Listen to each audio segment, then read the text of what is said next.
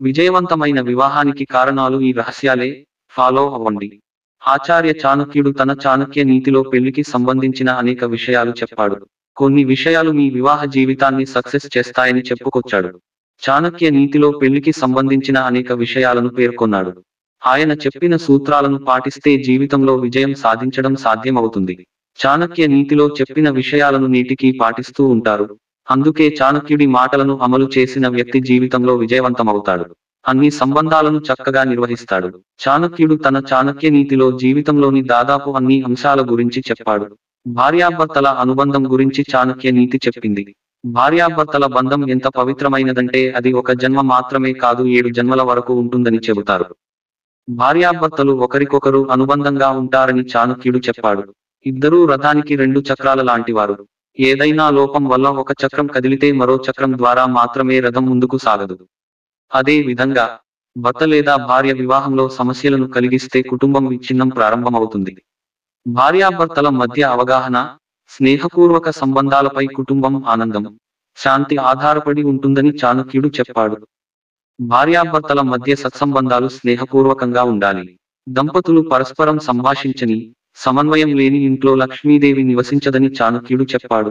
సంతోషకరమైన వైవాహిక జీవితం కోసం భార్యాభర్తలు చాణక్యుడు చెప్పిన ఈ విషయాలను గుర్తుంచుకోవాలి. ఇద్దరూ సమానమే. భార్యాభర్తల మధ్య సంబంధంలో ఇద్దరూ సమానమే. ఇద్దరి మధ్య వయోభేదం లేకుండా ఎవరూ చిన్నవారు, పెద్దవారు కాదు.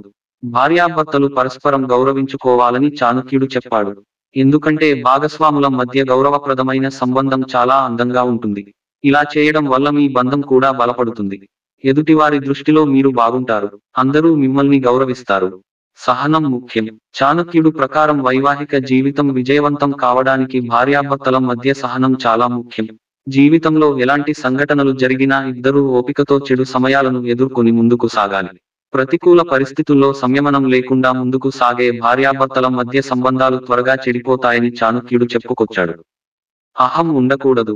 వివాహ బంధంలో భాగస్వాముల మధ్య ఎప్పుడూ అహంభావం ఉండకూడదు. భార్యాభర్తలు కలిసి అన్ని పనులు చేయాలి. మీరు మీ సంబంధంలో అహం లేదా గర్వం వంటి భావాలకు దూరంగా ఉండాలి. భాగస్వాముల మధ్య అహంభావం పెరగడం ప్రారంభించినప్పుడు సంబంధం పతనం అంచున ఉంటుంది. ఇద్దరూ బాధపడాల్సిన పరిస్థితులు ఏర్పడతాయి. బంధంలో ఎవరికీ అహం ఉండకూడదు. మూడో వ్యక్తి. భార్యాభర్తల మధ్య చాలా విషయాలు జరుగుతాయి.